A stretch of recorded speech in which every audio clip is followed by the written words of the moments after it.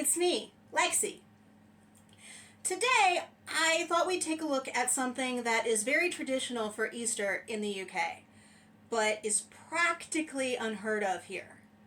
I say practically because most people are familiar with the nursery rhyme that mentions hot cross buns, but not very many Americans have ever eaten one.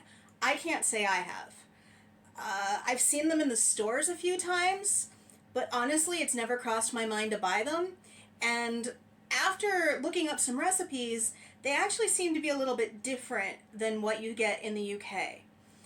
Here, the buns actually have like a sugar icing on the top to make the cross, and that's always struck me as very odd. Now, I did a little bit of research, and hot cross buns date all the way back to the 12th century, where monks made them to honor Good Friday. Each aspect of the bun is supposed to symbolize something. The cross, of course, represents the cross, but it also represents the 4 seasons in the quarters that the cross creates on the bun. The spices are supposed to represent the warming of winter's chill, and the citrus, the bright, sunny notes of spring. And then the yeast, to make the bread rise, represents the resurrection.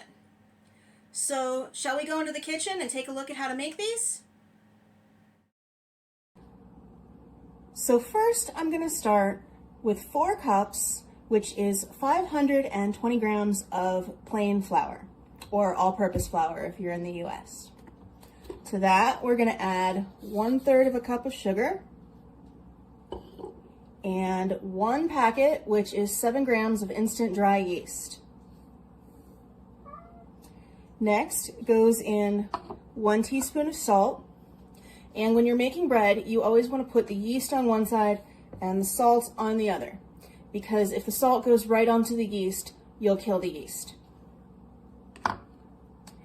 After that, you got the fun stuff, the flavoring stuff, a teaspoon of cinnamon and 1/2 teaspoon of cardamom. Cardamom is kind of an underused seasoning, in my opinion. Next, we've got a teaspoon of orange zest,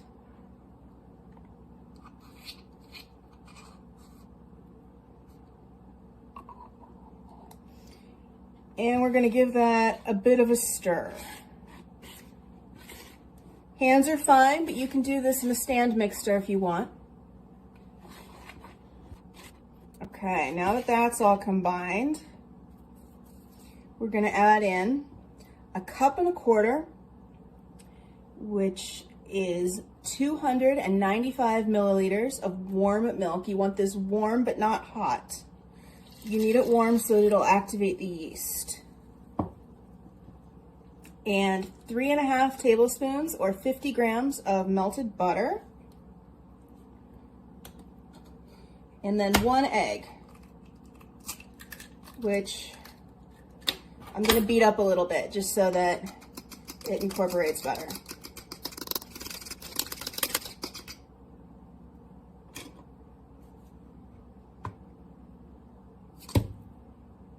Wasn't supposed to drop that in there.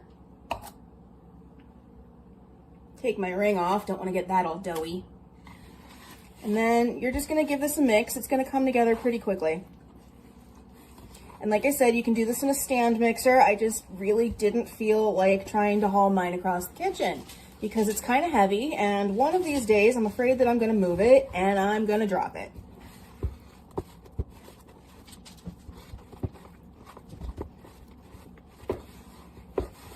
I just like to try and mimic me being a dough hook until it comes together into a nice rough ball. At this point, you can turn it out on the counter and knead it, or you can knead it a little bit in the bowl. I'm gonna do in the bowl because I tend to get flour absolutely everywhere. And you're gonna wanna knead this until it's smooth. That's gonna take a few minutes. So I will be right back. Okay, so after you've kneaded for a while, it's gonna be much less sticky, and the dough is gonna have some stretch to it before it rips. That stretch is because of the gluten formation in the dough. So the last thing that you need to do before this sits to proof or rise is add in half a cup of golden raisins or sultanas. You know how long it took me to figure out that golden raisins and sultanas were the same thing? I like to do this in a couple of additions. I just feel like it gets it more evenly distributed. You can use a bench scraper if you want to help keep everything together.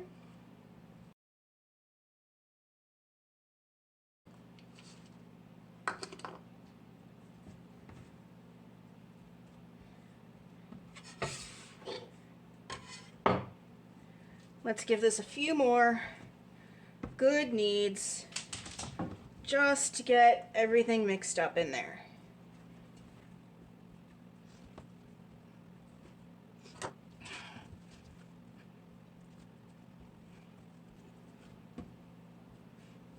Okay.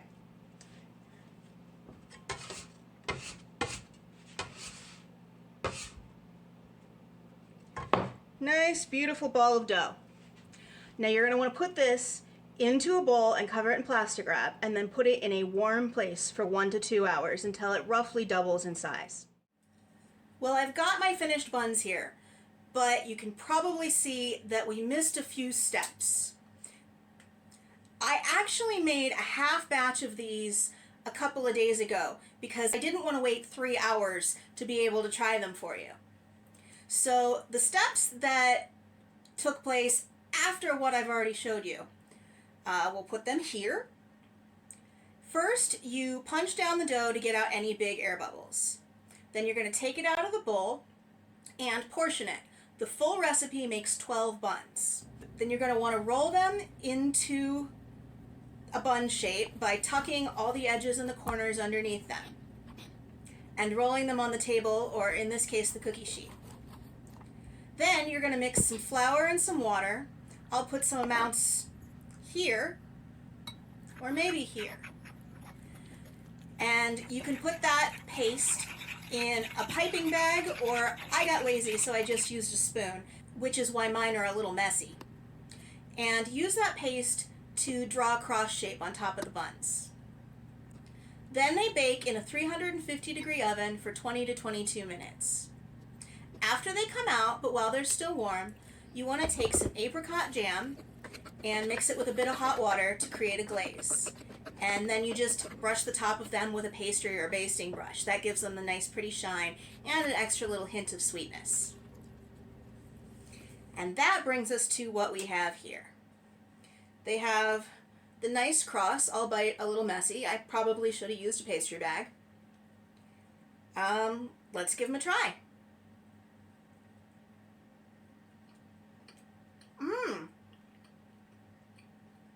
I'll have to admit, I was a little bit skeptical at first, because if you've watched this channel very much, you've probably figured out that I'm not a big fan of orange or of raisins, but I do actually like golden raisins. The orange plays very nicely with the cinnamon and very nicely with the cardamom. I think I'm actually going to start putting cardamom in my cinnamon roll dough because of this. We really should use more cardamom in things. Very good. I believe I'll give these an 8. I'm probably going to make them again. In fact, I'll almost certainly definitely make them again. But I'm not sure I'll make them for Easter. And that's just because they don't really have that sentimentality for me for Easter. But the bun itself is very good. You get the bright hit when you bite into a raisin. The apricot jam on top adds a lovely hint of sweetness. You could probably use orange marmalade for that if you wanted to. I'm very, very happy with these. Like I said, the American hot cross buns do seem to be a little different. I'm not sure what they're flavored with. If I see them at the store this year, I'll grab some and then I can add the footage of me trying them in at the end. We'll see if that happens or not. But that's all I've got for this time. So if you could subscribe to the channel if you're not already, and hit the like button, I'd really appreciate it. We'll see you next time.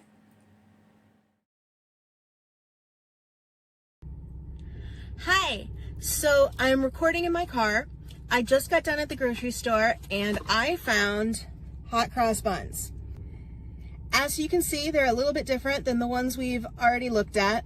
They've got the icing on top, like I said I'd remembered seeing, and I'm seeing something red in them. It kind of looks like strawberries. I like strawberries. Let's see what they taste like. If I can get them open one-handed.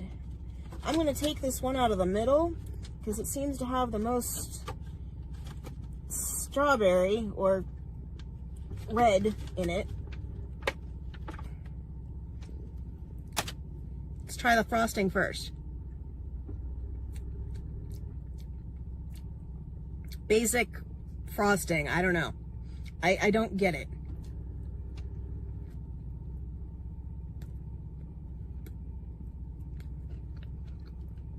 There's apple pieces in this. I taste the cinnamon, but I don't taste orange like was in the ones we made. I think that was a walnut I just bit into. And it's regular raisins instead of golden raisins. These red things are not strawberries.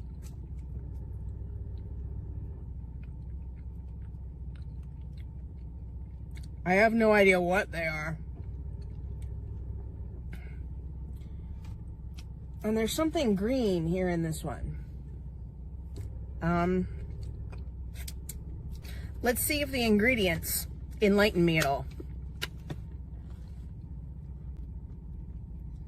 Food dye.